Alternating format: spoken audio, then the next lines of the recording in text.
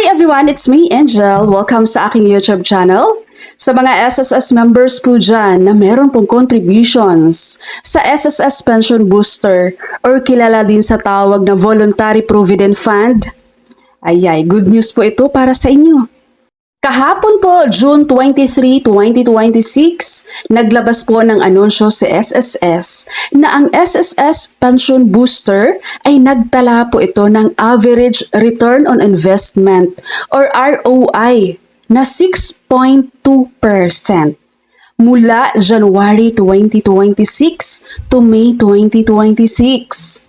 In just 5 months guys, kumita ito ng 6.2%. Ang programang SSS Pension Booster ay nananatili pong reliable retirement savings option ng mga Filipino workers. Although bahagyang mas mababa ito kaysa performance last year dahil sa pagbabago sa mga interest rate na ipinapatupad po ng Bangko Sentral ng Pilipinas. Pero ang kita po nito ay nananatili po siyang competitive at patuloy na lumalampas sa mga benchmark rates sa market. Itong SSS Pension Booster ay bukas po ito sa lahat ng SSS members, no? Kahit ano po ang inyong membership type. Yes, para makapag-ipon ng karagdagan na ipon para po sa ating pagre-retire.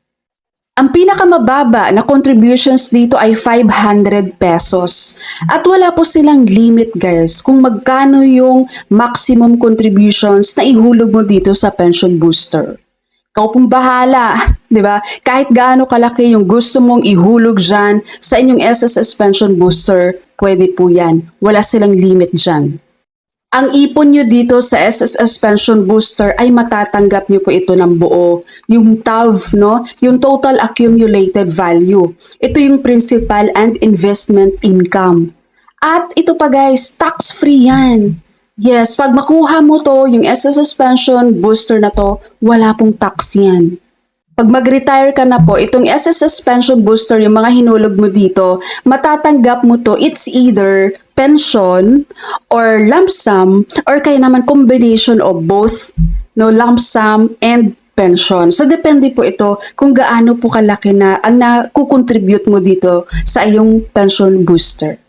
Kaya soon, kung may maririnig kayo guys na mga pensioner ni SSS, tapos nag-over, yung monthly pension na tatanggap nila sa SSS ay over doon sa maximum monthly pension sa SSS. As of now, ang alam kong maximum amount sa pension sa SSS ay kulang-kulang 20,000 na. No? So kung meron kayong kilala na mag-over doon sa 20,000 na tinatanggap buwan-buwan, it's because of their SSS Pension Booster.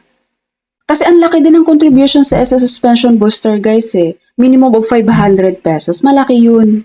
Malaki na rin yun. So ayun lang, sinishare ko lang to guys, especially doon sa mga nag-e-effort buwan-buwan na mag-contribute, no, na maglaan ng budget para sa contribution for SSS Pension Booster. Dahil deserve nyo rin na malaman ang update sa inyong pinaghirapang pera na hinuhulog nyo sa pension booster nyo. Pang-motivation din to eh. Parang Pag-ibig MP2. Di ba yearly si Pag-ibig, nag-a-announce yan sila ng interest rate ng kita sa MP2. So ikaw bilang naghuhulog ka sa MP2 buwan-buwan, ang sarap din sa pakiramdam, di ba? Mamomotivate ka rin na makikita mong tumutubo yung pera mo. Ang sarap lang sa feeling, kumbaga feeling motivated, mga ganyan. Anyway, sa mga members po dito na medyo hindi pa po maalam no, kung ano tong SSS Pension Booster, meron ako naging video nito guys, kaso ang tagal na nun. Gagawa ako ng bagong video all about SSS Pension Booster. And hopefully, magagawa ko to as soon as possible at sana next week, no, kaya ko na tong i-upload sa channel ko. So, abangan nyo po. Alright, SSS members, that's all for my video for today. Thank you so much for watching everyone. God bless you all.